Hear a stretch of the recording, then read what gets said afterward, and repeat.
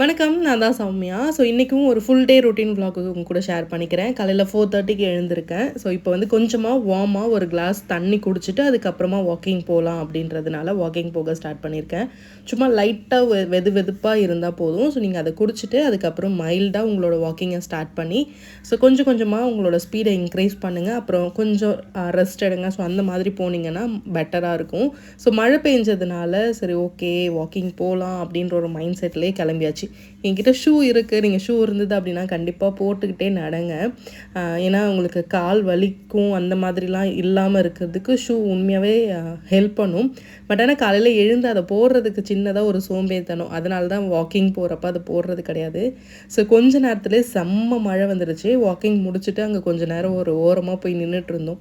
So walking மட்டும்தான் இப்போதைக்கு start பண்ணியிருக்கேன். அந்த எக்ஸசைஸ் கூட சீக்கிரம் அப்படியே கொஞ்சம் கொஞ்சமாக இன்க்ரீஸ் பண்ணிகிட்டே வந்தோம் அப்படின்னா ஸோ ஈஸியாக இருக்கும். எடுத்தோடனே ஹெவியாக பண்ணால் ரொம்ப கஷ்டமாக இருக்கும். அதனால தான் நான் இன்னும் அதை வந்து ஸ்டார்ட் பண்ணாமலே இருக்கேன்.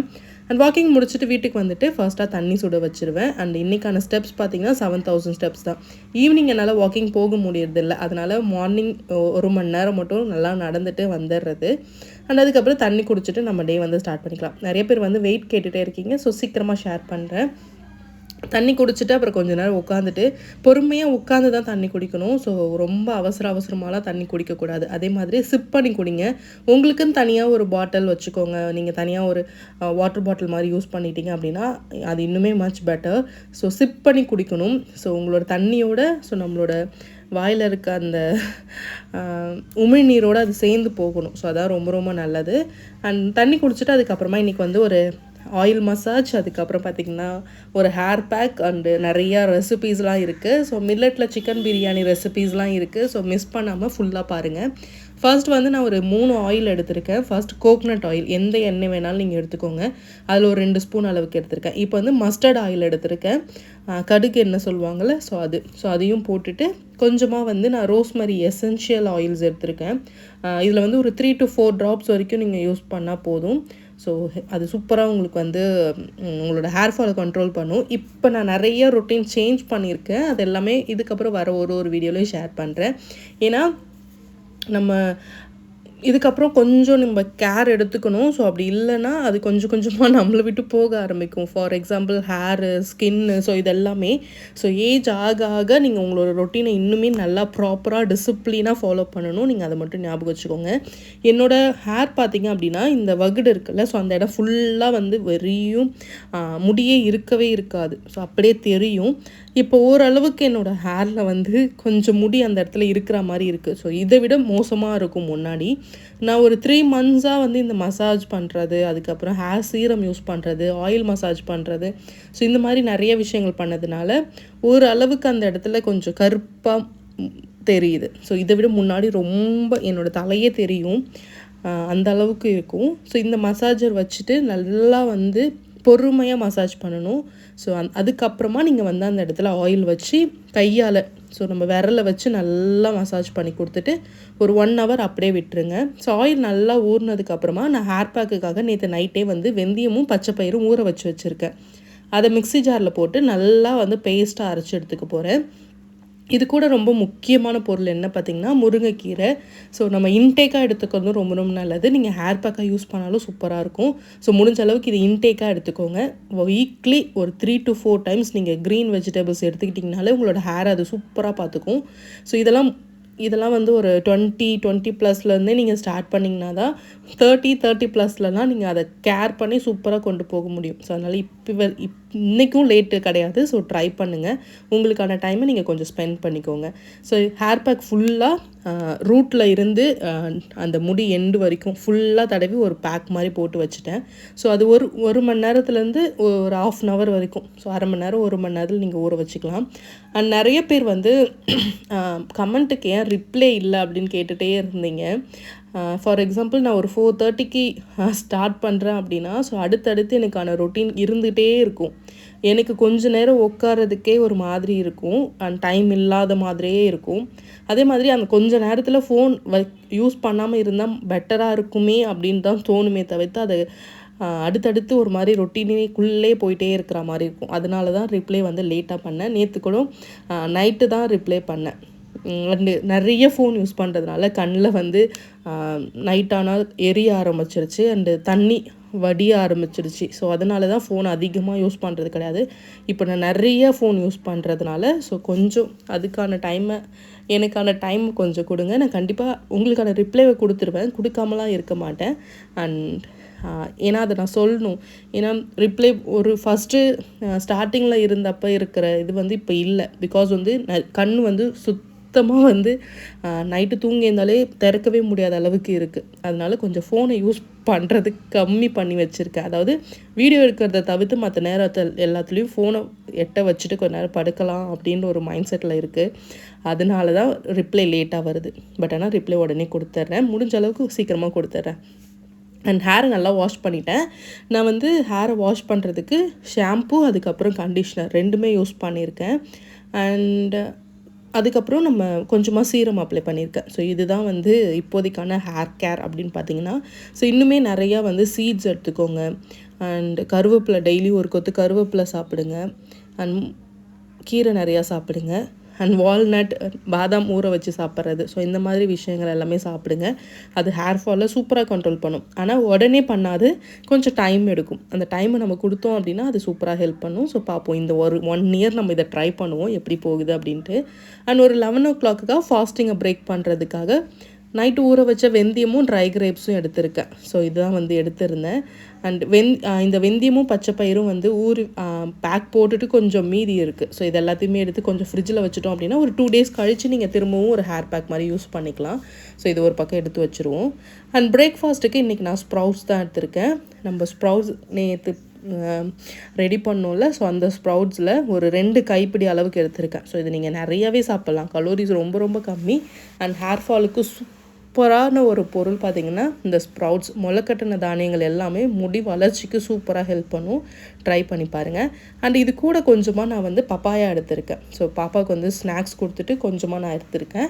அண்ட் இதில் சீட்ஸ் எடுத்திருக்கேன், சீட்ஸும் நட்ஸும். So mixed seeds and nuts எடுத்திருக்கேன். Flax seeds, watermelon seed, pumpkin seeds, sunflower seeds, அதுக்கப்புறம் ஆல்மண்ட் எடுத்திருக்கேன். இது எல்லாத்தையுமே லைட்டாக ரோஸ்ட் பண்ணிவிட்டு அது கொஞ்சம் சவுண்டு கொடுக்கும். அதுக்கப்புறம் நீங்கள் கேஸை வந்து ஆஃப் பண்ணிவிட்டு அதை நீங்கள் இதை கூட சேர்த்து சாப்பிட்லாம். ஸோ ஸ்ப்ரவுட்ஸ் வந்து சப்போஸ் உங்களுக்கு ராவாக சாப்பிட பிடிக்காது அப்படின்னா லைட்டாக குக் பண்ணி கூட நீங்கள் உங்கள் ஃபுட்டில் ஆட் பண்ணிக்கோங்க. இதுதான் பிரேக்ஃபாஸ்ட் முடிச்சுட்டு இன்றைக்கி வந்து சிக்கன் பிரஸ்ட் வாங்கிட்டு வந்திருக்கேன். அதில் 2 ரெசிபி இன்றைக்கி உங்கள் கூட நான் ஷேர் பண்ணிக்கிறேன். சிக்கனை நல்லா வாஷ் பண்ணிவிட்டு மஞ்சள் தூள், அதுக்கப்புறம் பார்த்திங்கன்னா உப்பு, இஞ்சி பூண்டு பேஸ்ட், கொஞ்சமாக கர்டு. ஸோ இதுதான் நார்மலான பேட்டர். ஸோ எல்லா ரெசிபீஸ்க்கும் நம்ம போடுற இது எல்லாத்தையுமே ஃபஸ்ட்டு இதில் போட்டு மிக்ஸ் பண்ணி வச்சுக்கிட்டேன். ஸோ இதை மிக்ஸ் பண்ணிவிட்டு இதை 2 போர்ஷனாக பிரிச்சுக்க போகிறேன். மதியத்துக்கு அதுக்கப்புறம் ஈவினிங். ஸோ 2 வேலையும் எடுத்துக்க போகிறேன். அண்ட் காப்ஸுக்கு வந்து இன்றைக்கி பார்த்திங்கன்னா நான் மில்லட் எடுத்திருக்கேன். ஸோ மில்லட்டில் ஒரு சிக்கன் பிரியாணி மாதிரி எடுக்க போகிறேன். ஸோ பாதி சிக்கன் வந்து எடுத்து வச்சுட்டு பாதி வந்து ஈவினிங் வந்து தந்தூரி மாதிரி போட போகிறேன். Oil free tandoori. அதனால ஸோ அதே மசாலாஸில் கொஞ்சமாக தந்தூரி மசாலா போட்டு இதை மேரினேட் பண்ணி வச்சுக்கலாம். காரத்துக்கு கொஞ்சமாக காரத்தூள், அதுக்கப்புறம் காஷ்மீரி சில்லி பவுடர். ஸோ அந்த மாதிரி எது வேணால் எடுத்துக்கோங்க. நான் பாப்பாவுக்கும் கொடுக்க போகிறேன் அப்படின்றதால காரம் கம்மியாக எடுத்திருக்கேன். இந்த கப்பில் இருக்கிறது பார்த்திங்கன்னா பிரியாணிக்கு. ஸோ இதில் கொஞ்சமாக காரத்தூள் ஆட் பண்ணிக்கிறேன். ஸோ எல்லா மசாலாவையும் இதில் நீங்கள் போட்டு மேரினேட் பண்ணி வச்சுட்டிங்க அப்படின்னா வெங்காயம் தக்காளி நல்லா வதக்கினதுக்கப்புறம் இதை ஆட் பண்ணி நீங்கள் அப்படியே வந்து பிரியாணி ரெடி பண்ணிக்கலாம். ஸோ அதனால் நீங்கள் வந்து அந்த மாதிரி ட்ரை பண்ணி பாருங்கள். சிக்கன் தந்தூரி மசாலாவில் கொஞ்சமாக காஷ்மீரி ரெட்டு சில்லி பவுட்ரு மட்டும் ஆட் பண்ணியிருக்கேன் கலருக்காக. அண்ட் காரம் கம்மியாக தான் இருக்கும், அந்த தந்தூரி பவுடரில் இருக்கிற காரம் மட்டும்தான். ஸோ இதை நம்ம நல்லா மேரினேட் பண்ணி ஃப்ரிட்ஜில் ஸ்டோர் பண்ணி வச்சிடலாம். ஈவினிங் போல் ஒரு 5 o'clock அதை எடுத்துட்டோம் அப்படின்னா நமக்கு டின்னர் ஒரு பக்கம் ரெடி ஆகிடும். அண்ட் இதில் கொஞ்சமாக புதினா மட்டும் கட் பண்ணி போட்டுட்டிங்க அப்படின்னா ஃப்ளேவர் சூப்பராக இருக்கும்.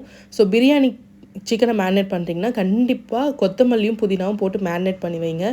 டேஸ்ட்டு சூப்பராக இருக்கும். ஸோ இது ஒரு பக்கம் எடுத்து வச்சிடலாம். அண்ட் பிரியாணி பண்ணுறதுக்கு 2 வெங்காயம், 2 தக்காளி, 1 பச்சை மிளகாய் எடுத்திருக்கேன். அண்ட் சைட் பை சைட் நான் வந்து குதிரவாளி மில்லட் எடுத்திருக்கேன். ஸோ இந்த குதிரவாளி மில்லட்டில் ஒரு கிளாஸ் அளவுக்கு ஊற வச்சுருக்கேன். இது நல்லா வாஷ் பண்ணணும், தண்ணி தெளிவாக தெரியணும், அதை மட்டும் ஞாபகம் வச்சுக்கோங்க. சிக்கனும் நல்லா மேரினேட் ஆகிடுச்சு.